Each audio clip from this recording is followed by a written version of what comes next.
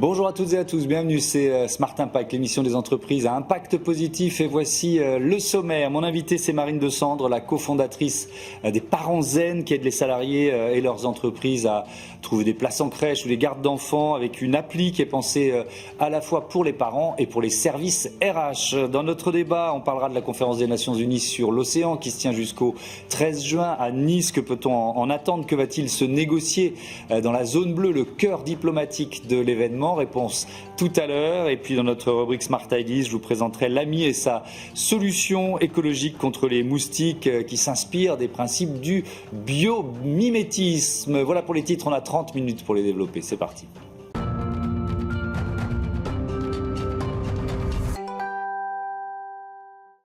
L'invité de Smart Impact, c'est Marine Descendre. Bonjour. Bonjour, merci de m'avoir invité. Bienvenue, la cofondatrice des Parents Zen. Vous l'aviez créée en 2010 sous le nom de Ma Place en Crèche. Et vous avez élargi votre champ d'action en 2023. Quels sont les services que vous proposez aujourd'hui ? Alors, le cœur de notre service, c'est vraiment d'accompagner les entreprises pour mettre en place leur politique parentalité. Alors, le service phare, c'est comme une conciergerie, c'est de permettre de trouver des places en crèche, donc des berceaux, à côté du salarié des parents partout en France. On a créé le plus grand réseau de crèches de France. Donc on a 4500 crèches, voilà, des crèches partenaires. On a aussi, mais c'est une activité plus récente, des crèches que nous avons créées nous-mêmes, donc qui s'appellent les Parents Zen. Donc vous pouvez voir à Paris et en région parisienne. Et on a aussi des crèches qu'on crée sur mesure pour des clients. Donc on a une des plus belles crèches de France pour le Zooparc de Beauval. On a aussi une crèche pour Saveur Glace du côté d'Amiens. Voilà, et puis d'autres projets en cours. Et on a donc cette application... Ça s'appelle Zen Plus, c'est ça, que vous venez de lancer, elle a quelques mois. On vient de lancer, tout à fait. On a racheté une start-up qui s'appelait Bampa. Et en fait, on était assez séduits parce que ce qui nous a séduits, c'est le côté IA. On a un chatbot avec l'IA qui est très bien entraîné pour répondre à toutes les questions des parents. Voilà, alors justement, c'est quoi Zen Plus? C'est une appli qui répond aux besoins des parents salariés, c'est ça? Alors c'est plusieurs choses. Voilà, il y a la possibilité quand on est parent, et évidemment on a des questions et puis qui peuvent survenir à n'importe quel moment de la journée. Donc on peut poser ces questions en se connectant. Et on a plein de partenaires, donc de l'attente d'un enfant jusqu'à les salariés aidants. Donc c'est vraiment pour gérer les problèmes de toute la famille. La politique familiale, la famille avec un grand P. Entreprise. Exactement. C'est pas seulement la parentalité et la petite enfance. En passant par des coachs parentalité, des psychologues. Et donc ça veut dire que les coachs ils sont disponibles 7 jours sur 7, 24 sur 24 Non, parce qu'au début vous pouvez discuter avec l'IA et après s'il y a des choses plus poussées, vous voulez vraiment creuser, là on va vous proposer de rentrer en contact avec nos partenaires. L'enjeu, c'est quoi? C'est la charge mentale des parents et particulièrement des mamans? Oui, tout à fait, exactement. On voit très bien, on a lancé une enquête là, avec Opinionway et en partenariat avec TIL, parce que TIL agit, c'est une start-up qui est sur tout ce qui est santé mentale. C'est pour ça qu'on s'est associé avec eux sur sur ce nouveau baromètre. Et on voit bien que plus de la moitié des salariés, des jeunes salariés, donc âgés de moins de 35 ans, sont prêts à quitter leur entreprise pour une entreprise qui propose plus de services pour les accompagner, une entreprise plus family friendly. Et il y en a déjà 14% qui ont passé le pas pour ces raisons-là. Qui sont partis pour ces raisons-là. Oui, parce qu'ils étaient jeunes parents et que ils n'étaient pas maltraités dans leur entreprise. En tout cas, ils trouvaient plus leur équilibre. Donc c'est vraiment très important. Aujourd'hui, 14%, c'est pas rien, surtout quand on pense aux métiers en tension, à toutes les entreprises. Oui, et puis c'est une enquête sérieuse qu'on a fait avec Opinionway. On a interrogé plus de 2000 personnes. Dedans, il y avait 608 parents, jeunes parents.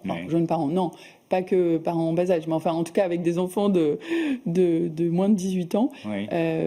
Donc voilà, oui, c'est des bonnes... Alors si on part du constat, et là je vais revenir à la petite enfance, aux places en crèche, la CNAF nous dit qu'il n'y a qu'une seule place en crèche pour 5 enfants. Oui. Donc c'est déjà... Et ça va pas s'améliorer. Ça dit toute la galère. Ça va pas s'améliorer parce qu'avec le nouveau gouvernement, là, ils nous mettent des bâtons dans les roues. On va en parler de ça. Toutes les crèches privées. On va en parler de ça. J'ai un autre chiffre, 66% des parents d'enfants de 0 à 3 ans peinent à concilier vie professionnelle et vie personnelle. C'est une enquête de l'INSEE. Je vais remonter à l'origine. Oui. C'est en partant de ce constat que vous avez créé votre entreprise il y a 15 ans maintenant. Oui. Bah après, c'était évidemment, on était concernés. On avait notre premier enfant. J'ai fondé cette entreprise avec mon mari, Tanguy, qui lui-même a commencé à travailler dans une entreprise de crèche qui était toute petite à l'époque. Il n'y avait que 5 crèches et ils étaient 3 au siège.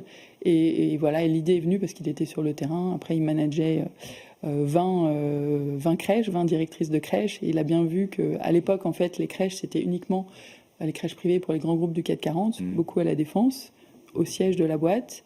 Et voilà, et l'idée est venue parce que les parents, évidemment, poussaient la porte et essayaient désespérément d'obtenir une place en crèche. Pourquoi vous dites que le gouvernement vous complique la tâche aujourd'hui ? Parce que vous savez, il y a eu un bouquin d'un de vos collègues. Légitime mais ce livre, parce que ce qu'il dénonce est insupportable. Alors, et c'est très très bien ce qu'il dit, et c'est super.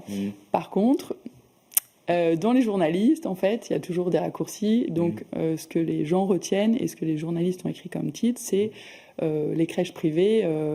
en gros, égale mauvaise qualité. Et ce qui n'est pas du tout le cas. Donc, et tous les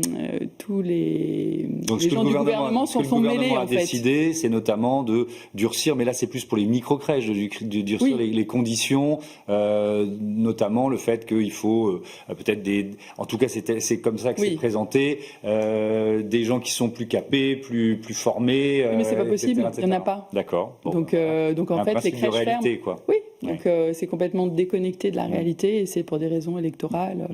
D'accord. Mais alors comment on améliore la situation dans les crèches qui ont été déjà on investit sur la formation, on essaye de réenchanter cette profession, on les paye mieux et en fait l'État nous rajoute, c'est comme dans beaucoup de domaines, vous voyez ça aussi dans l'immobilier, à chaque fois on a des choses, des lois, des trucs en plus qui nous obligent de créer tel truc, de faire telle mesure et du coup le coût pour créer une crèche est très important. Mais on fait quand même moins d'enfants en 2025 qu'en 2010 quand vous avez créé votre entreprise. Est-ce que ça va peut-être potentiellement améliorer la situation déjà pour trouver des places en crèche ? Et puis est-ce que ça change la politique de parentalité des entreprises qui travaillent avec vous, de vos clients ? Alors, je pense que nos clients ont bien compris qu'il fallait faire quelque chose. Et vous voyez dans l'enquête, les parents qui sont prêts à quitter leur entreprise, si l'entreprise ne fait rien, ne prend pas en compte, quelque part, c'est de la vie personnelle, mais maintenant on a bien vu, puis avec le télétravail, la vie personnelle, la vie professionnelle, tout est imbriqué. Donc si vous voulez garder un talent, si vous voulez faire en sorte qu'il soit efficace pour travailler, et puis on sait que de toute façon, on a des résultats d'enquête, là, EY qui avait fait une enquête il y a quelques temps, on a 70% de retour sur investissement pour les entreprises qui s'engagent sur la parentalité, oui, qui mettent des mesures en place. Effectivement, 70% des entreprises constatent une hausse de productivité grâce à leur politique familiale. C'est évident. En fait, vous faites quelque chose. Alors, il y a des mesures en plus qui coûtent pas cher. Vous pouvez mettre en place, comme on fait une charte de télétravail. Alors évidemment, c'est pour les entreprises qui font des choses, mais vous mettez en place une charte de la parentalité, vous expliquez tout le légal et puis tout ce que l'entreprise rajoute en plus. Il y a les places en crèche, mais il peut y avoir aussi les règles de ne pas mettre les réunions trop tard, le fait d'avoir un peu peut-être de flexibilité dans les horaires, ça c'est très attendu, très demandé par notamment les cadres. Voilà, il y a plein de choses qu'on peut faire. Cette appli dont on parlait, elle s'adresse aussi aux responsables RH ? Elle s'adresse aux responsables RH parce que c'est eux qui vont la mettre en place pour aider leurs collaborateurs, donc évidemment. Et en tant que responsable RH, souvent ils sont parents aussi, donc, oui, donc ils vont l'utiliser. Ça les conseille directement. Est-ce que vous conseillez aussi vos clients sur leur politique de parentalité, Oui, justement? tout à fait. Ouais, c'est ça. En fait, nous, on est vraiment une boîte de conseils, finalement, puisque c'est ce qu'on fait.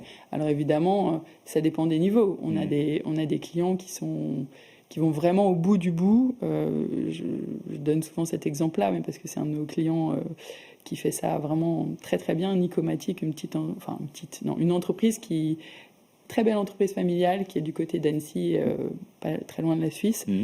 Et ils vont vraiment très très loin pour aider leurs collaborateurs et les salariés parents parce qu'ils ont bien compris les enjeux. Donc évidemment, ils ont une crèche sur site, ils ont des berceaux à côté du domicile des parents, ils ont un collectif de parents, ils ont la charte parentalité.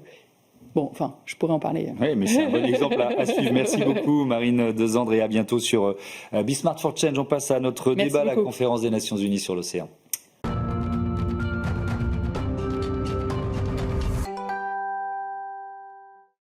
Notre débat porte sur la conférence des Nations Unies sur l'océan qui se tient jusqu'au 13 juin à Nice. On va se demander ce qu'on peut en espérer avec Sabine Roux-Bézieux. Bonjour. Bonjour. Bienvenue. Vous êtes présidente de la Fondation de la mer et vous publiez ce livre avec Philippe Valette, L'océan préserver l'avenir de l'humanité, l'océan en 100 questions. C'est aux éditions Talendier. Clément Jeannot, bonjour. Bonjour. Bienvenue. Vous êtes directeur de contenu à la Climate School d'AXA, créateur du cours Océan. Là, c'est l'océan en 10 vidéos, c'est ça? Exactement, 10 vidéos en 1 heure. Et ben vous allez nous expliquer tout ça. Cette 3e édition de conférence sur l'océan, j'ai envie de dire seulement la 3e. Ça m'a étonné déjà qu'on s'en préoccupe depuis si peu de temps. Et déjà, on peut commencer par une question générale. Est-ce qu'on n'a pas trop longtemps, Sabine Roux-Bézieux, sous-estimé finalement le rôle de l'océan dans le combat qu'on mène contre le réchauffement climatique ? On a totalement oublié l'océan. On en est à la 3e conférence de l'ONU pour l'océan, alors qu'on va organiser en fin de 2025 la 30e COP pour le climat. Ouais. Donc l'océan, c'est le grand oublié des négociations internationales.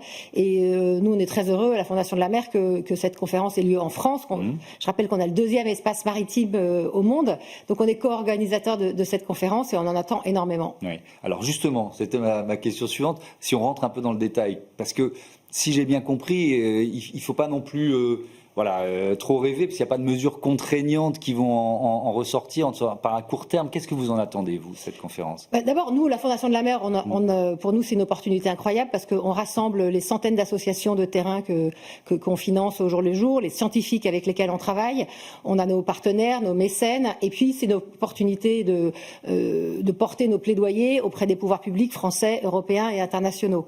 Et alors, à l'international, l'agenda, c'est clairement de faire évoluer et avancer l'océan comme bien commun de l'humanité. Il y a toute une série de sujets qui sont à l'agenda. Il y a la question de la pêche, de la surpêche et de la pêche illégale. Il y a la question de la pollution par les plastiques. Il y a la question des grands fonds marins. Il y a la question de la montée des eaux. L'extraction minière. Exactement. Donc la liste est longue. Et finalement, quand on va rassembler une centaine de pays, peut-être 60 ou 80 chefs d'État et de gouvernement, plus les ONG, plus les entreprises, nous, on espère, et en tout cas, ça va être l'effort de toute l'équipe de la Fondation de la mer présente sur place dès aujourd'hui à Nice, pour faire avancer tous ces sujets. Je vais vous poser la même question, Clément Jeannot, sur ce que vous en attendez, mais d'abord peut-être faire un peu de pédagogie. Cet océan, on dit l'océan parce que c'est un écosystème, toutes les mers et les océans du globe sont évidemment connectés. Les poissons, ils n'ont pas de frontières, ils se baladent. Donc l'océan, quelle part il prend dans la captation, dans la lutte contre le réchauffement climatique? Il en absorbe combien en quelque sorte? Alors il y a une phrase qui m'a marqué en préparant ce cours sur l'océan qu'on sort à la Climate School. C'est une phrase de l'océanographe Jean-Pierre Gattuso qui dit « Le climat est l'esclave de l'océan et en matière climatique, c'est l'océan qui mène la danse ». En fait, cette phrase, elle dit beaucoup de choses et ça permet de bien illustrer ce chiffre qui m'a aussi marqué en préparant ce cours. On sait que le réchauffement crée un surplus de chaleur dans le système terrestre, mais on peut se demander quelle est la part que prend l'océan absorbe de ce surplus. Est-ce que c'est 30, 50, 80%? En fait, c'est plus de 90%. Ça, ce chiffre, il est assez méconnu et il m'a surpris en le découvrant. Et en fait, ça montre bien à quel point l'océan est vital pour le climat et donc pour nos sociétés et nos économies. Et puis l'océan, par ailleurs, absorbe à peu près 25% de nos émissions. mais l'océan, ça agit comme un peu une éponge. Et aujourd'hui, il ne peut pas suivre en fait le rythme qu'on lui impose. Et alors c'est ça aussi la question, et c'est ce dont on va parler, c'est-à-dire qu'à force de le fragiliser, pourra-t-il continuer de jouer ce rôle? Qu'est-ce que vous en attendez, vous, de ce sommet de Nice? Est-ce qu'il vous semble à la hauteur de cette urgence dont on parle ensemble? Moi, ce que j'aurais envie dans ce sommet, c'est qu'on ne dise pas les mêmes choses qu'on ait déjà dit il y a 10 ou 15 ans. D'abord, en fait, l'urgence n'est pas la même. Elle s'est aggravée. C'est pour ça d'ailleurs qu'on a intitulé notre cours « Océan profond d'urgence ». Et puis, je pense qu'il faut dire les termes. Par exemple, sur la surpêche, la majorité des aires marines protégées ne protègent pas. Donc, il faut renforcer le niveau de protection, il faut le dire. Sur la pollution plastique, on a été, il y a quelques années, longtemps abreuvé d'images de sympathiques bateaux qui collectent le plastique à la surface. Mais il faut être clair, c'est anecdotique comme impact. C'est pas ça qu'il faut... C'est des microplastiques qui sont en dessous, quoi. Il y a deux choses. Effectivement, 99% du plastique est sous la surface. Et puis, la majorité, évidemment, est sous forme de micro, voire nanoplastiques. Et donc, la priorité, il faut le marteler, c'est d'agir à la source, sur la Terre, pour réduire la production plastique. Et ça, il faut l'action de tous, y compris de beaucoup d'entreprises qui ne se pensent pas en lien avec l'océan, alors qu'elles le sont. Alors qu'elles le sont directement. À Nice, la Fondation de la mer participe aux négociations dans la zone bleue. Alors c'est quoi cette zone bleue, Sabine? Ce sont les mystères des négociations de l'ONU. Oui. Donc dans ces grandes négociations de l'ONU, il y a une zone bleue et une zone verte. Oui. La zone bleue, c'est l'endroit où se passent les négociations, donc les délégations officielles des pays qui sont présentes. Mais les organisations de la société civile, donc dont nous faisons partie, peuvent être accréditées auprès de l'ONU et participer et avoir accès au sein des seins à cette zone bleue. Donc vous serez au cœur des diplomatiques en quelque sorte de l'événement. Exactement. Vous avez physiquement les États et les délégations qui sont dans un hémicycle et les organisations de la société civile qui sont assises juste derrière et qui peuvent prendre la parole et qui peuvent intervenir. Donc sur ces questions, ces grandes questions d'environnement et en particulier l'océan, nous, la Fondation de la mer, on intervient, on prend la parole et on pousse un agenda d'une gestion durable de l'océan. Alors justement, avec notamment l'espoir d'un accord sur la conservation de la biodiversité, je simplifie, de la biodiversité marine. Alors, qu'est-ce qui peut se jouer là à Nice? Il faut un certain nombre de pays qui disent ensemble on est prêt à y aller, et ensuite il y aura des négociations plus avancées, c'est ça? En mars 2023 a été signé un traité très important qui s'appelle BBNJ en anglais, mais donc c'est un traité sur la haute mer qui représente 60% de l'ensemble de nos océans. Donc c'est en gros la moitié de la surface de la planète qui est la haute mer et qui nous appartient à vous, à nous tous. Et c'est aujourd'hui un peu le Far West. Et ce traité sur la haute mer, qui a été signé par plus de 100 pays, n'est pas entré en vigueur parce qu'il faut qu'il y ait 60 pays qui l'aient ratifié. Et ratifié, ça veut dire quoi? Ça veut dire tout simplement qu'il soit rentré dans leur dispositif législatif national. Donc la France l'a fait en février. Et donc il nous faut 60 pays. On en est aujourd'hui à une trentaine. Donc l'idée, c'est d'en convaincre là à l'occasion de ce sommet. Oui, la France espérait avoir les 60 signatures pour Nice. Ce sera pas le cas. Et nous, la société civile, la Fondation de la mer, on pousse énormément à ce que l'effort diplomatique de la France se poursuive tout le long de l'année 2025 pour obtenir cette ratification du traité sur la haute mer. Il est très important parce qu'il va permettre notamment de créer des aires marines protégées en haute mer et d'aller protéger ce qu'on appelle les hotspots de la biodiversité.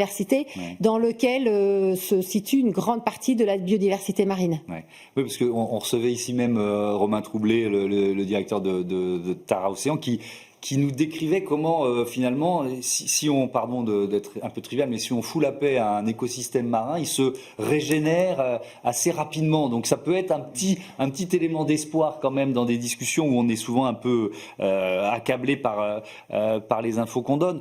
Ce cours, vous l'avez pensé en perspective de ce sommet de Nice? Exactement, on a commencé à le construire il y a plus d'un an pour qu'il sorte à temps. Donc, on est fiers d'avoir tenu les délais, mais surtout on est très fiers de pouvoir le présenter à l'UNOC, ce qui a été fait hier, et puis d'annoncer qu'il est ouvert gratuitement à tout le monde, tous les particuliers, les enseignants, les écoles, les entreprises. Alors pour le coup, notre modèle, c'est que les entreprises payent pour le diffuser en interne auprès de leurs salariés. Mais ça, c'est le principe de la Climate School, exactement. Hein. Et nos cours sont donc ouverts gratuitement. Et à chaque fois, nos cours, on les construit avec nos scientifiques en interne, climatologues, hydrologues, etc., et des scientifiques en externe. Et donc dans ce cours, on a interviewé Alexandra Terral du CNRS sur le microplastique, Helen Sersky, une océanographe britannique, le physicien allemand Stefan Rahnstorff, etc.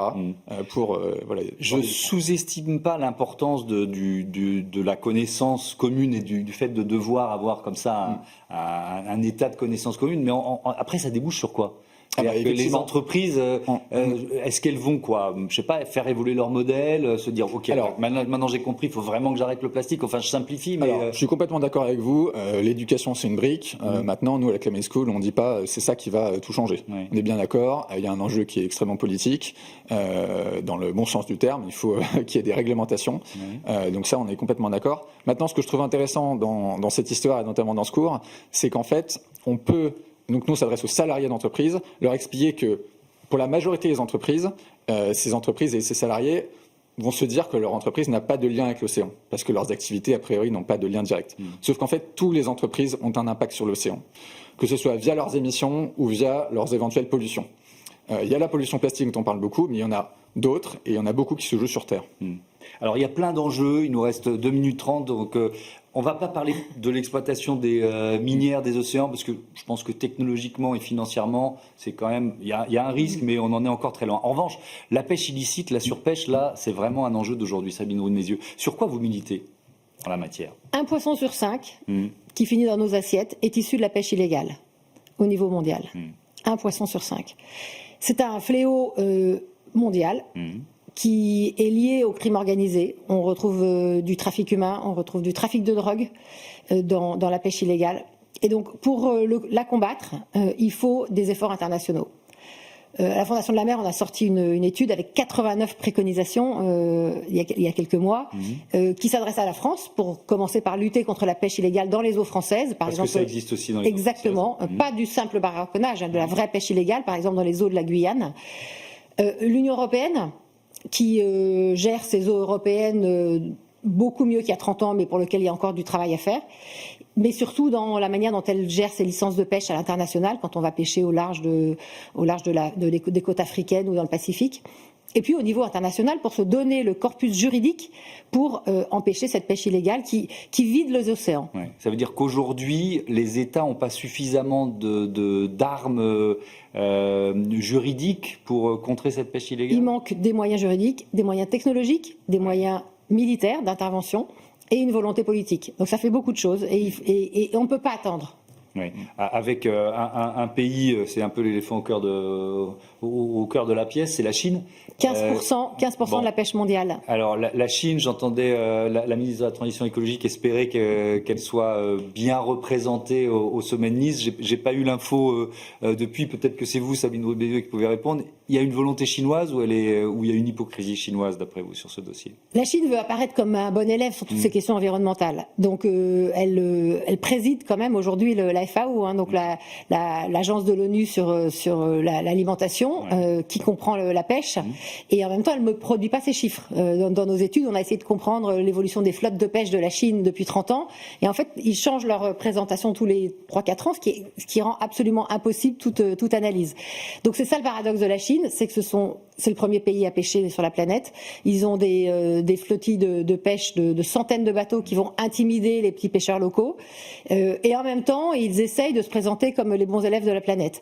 Donc c'est très important pour nous qu'ils soient présents à l'UNOC pour participer à ces négociations. Merci beaucoup, merci à tous les deux. Il y a donc ce cours en 1 heure vidéo, le cours Océan de l'AXA Climate School. Et puis donc ce livre en 100 questions, l'Océan en 100 questions, publié chez Talendier, coécrit avec Philippe Valette. Merci beaucoup à tous les deux. On passe à notre rubrique Startup.